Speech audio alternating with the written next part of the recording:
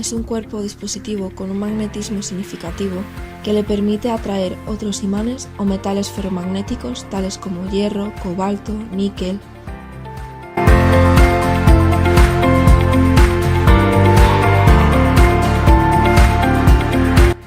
Partes de un imán. Un imán consta de 3 partes fundamentales: el eje magnético, que es una barra de la línea que une los dos polos; línea neutral, que es la línea de superficie de la barra que separa las zonas polarizadas; y los polos, los dos extremos del imán donde las fuerzas de atracción son más intensas. Estos polos son el polo norte y el polo sur. Como ya sabemos, los polos iguales se repelen y los diferentes se atraen. Historia y orígenes. La Tierra tiene un campo magnético y algunos de sus materiales son naturalmente magnéticos. Se descubrió que estos materiales tenían una atracción hacia otros metales.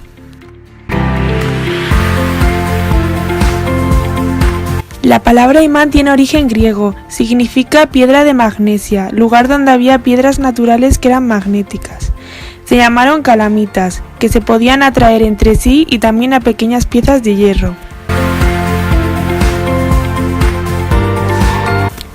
La brújula de los marineros era un instrumento con una aguja imantada pivotante que libre y consistentemente apuntaba hacia el norte magnético. Ahora solo hay 4 tipos de imanes que se usan comúnmente en todo el mundo. Ellos son la aleación del acero, de ferrita, samario cobalto y el más recientemente inventado neodimio o imanes de tierra rara.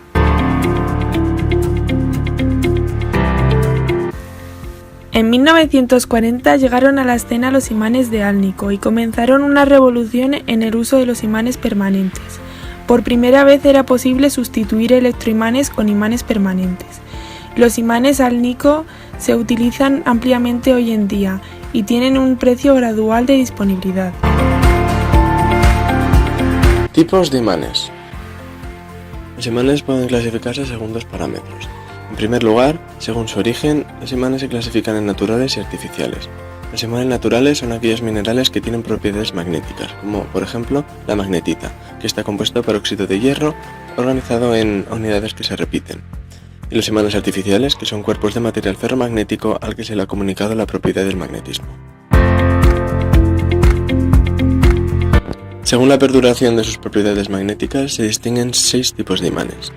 Los imanes permanentes, que están fabricados en acero imantado, y al frotarlos con la magnetita se convierten en imanes conservando su propiedad de atracción durante mucho tiempo. Los imanes temporales están conformados por hierro dulce, que es hierro forjado, y producen un campo magnético solo cuando circula por ellos una corriente eléctrica, perdiendo sus propiedades una vez que cesa la causa que provoca el magnetismo, y es el caso de los electroimanes. Los imanes cerámicos o ferritas, que están formados por un compuesto de óxido de hierro y carbonato de bario o de estroncio. Son fabricados mediante tecnologías de procesado de cerámicas y tienen aspecto liso y color grisáceo. Son maleables, por lo que son de los más utilizados, aunque son frágiles al mismo tiempo. Los imanes de Alnico, cuyo nombre proviene de la contracción de aluminio, níquel y cobalto, que son los elementos de los que se componen, presentan un buen comportamiento frente a las altas temperaturas y sin embargo no cuentan con considerable fuerza. Los imanes de tierras raras, que se encuentran a su vez subdivididos en imanes de neodimio, que se encuentran fabricados por hierro, neodimio y boro. Se oxidan muy fácilmente y se emplean en procesos donde no se superan los 80 grados. Y los imanes de samario cobalto, que no se oxidan de manera fácil, si bien son muy caros. Los imanes flexibles, por último, poseen una gran flexibilidad. Están compuestos por partículas magnéticas como el estroncio y el hierro, aunque tienen poca potencia magnética y poca resistencia a la oxidación. Aplicaciones de los imanes. En el ámbito de la salud, los imanes tienen varias aplicaciones en el tratamiento de diversas dolencias. En primer lugar, han probado ser útiles para el alivio del dolor, pues el aumento en el flujo sanguíneo de los imanes ofrece más oxígeno y analgésicos naturales llamados endorfinas, que alivian el dolor. Como antiinflamatorios, pues además del alivio del dolor, los imanes pueden reducir la inflamación con el aumento del flujo sanguíneo. Desintoxicación. Los imanes también pueden atraer las cargas positivas de varias toxinas creadas por el sistema inmune del cuerpo al luchar las infecciones. dentro del tratamiento de la esclerosis múltiple, ya que varios estudios han encontrado que los campos magnéticos alivian los síntomas de esta enfermedad, pues el tratamiento con pulsos de campos electromagnéticos parece aliviar el dolor y los espasmos musculares, así como mejorar la fatiga, cognición y visión.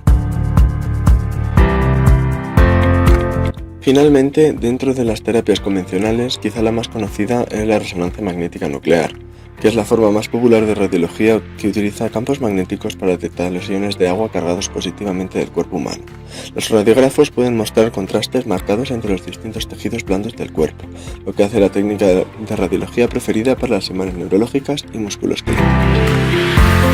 En el ámbito de la cocina encontramos imanes en varios lugares, como por ejemplo los imanes de nevera, los cuales sirven de decoración para la puerta de la nevera, aprovechando el hecho de que la puerta de este electrodoméstico está fabricada normalmente de acero o de aluminio. Y soportes para cuchillos, que se encuentran imantados, pues se valen de la atracción entre el metal de que están hechos los cuchillos, normalmente acero inoxidable, y el imán que tienen estos soportes.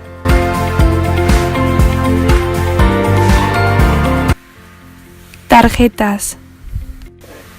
El funcionamiento se basa en la inducción electromagnética, que no es más que un fenómeno que hace que si pasamos cerca de un cable con un imán, en este se producirá una corriente eléctrica. La banda magnética está compuesta por una serie de imanes. Para que se produzca dicha corriente debe estar en movimiento, por lo que hay que pasarla con una cierta velocidad. Esto se debe al fenómeno de inducción magnética.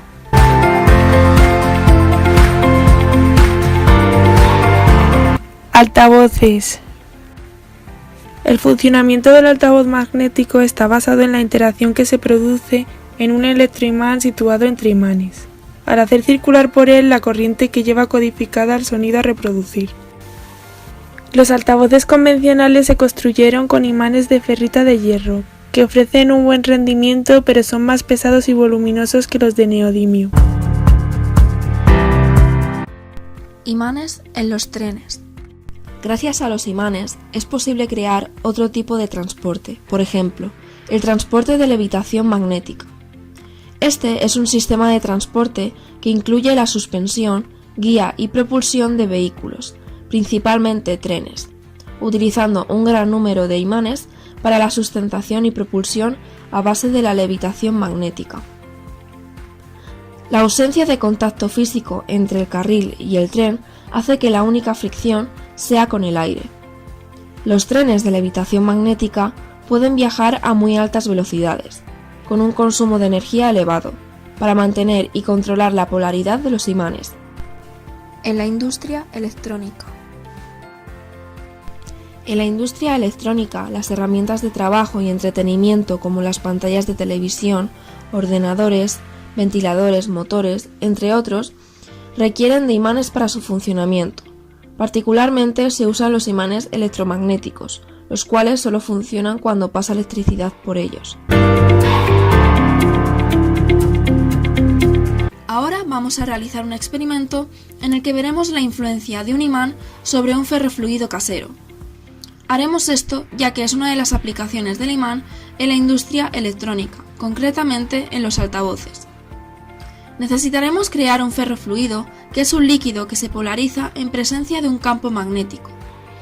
Este se compone de partículas ferromagnéticas suspendidas en un fluido portador, que en este caso será el aceite de oliva.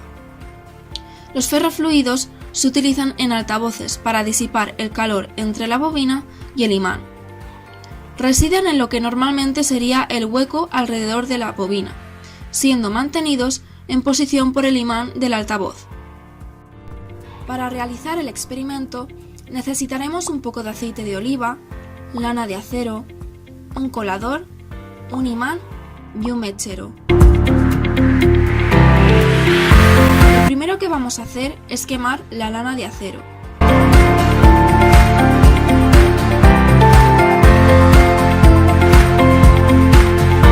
Con la lana ya quemada, la pasamos en pequeños trozos por el colador para que vaya cayendo polvo de acero.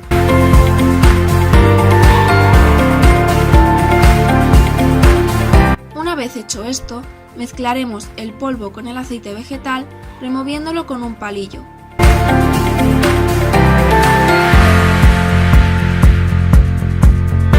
Ahora veremos cómo reacciona el ferrofluido casero con un imán. Lo que está pasando físicamente es que el ferrofluido se polariza en presencia del campo magnético que crea el imán.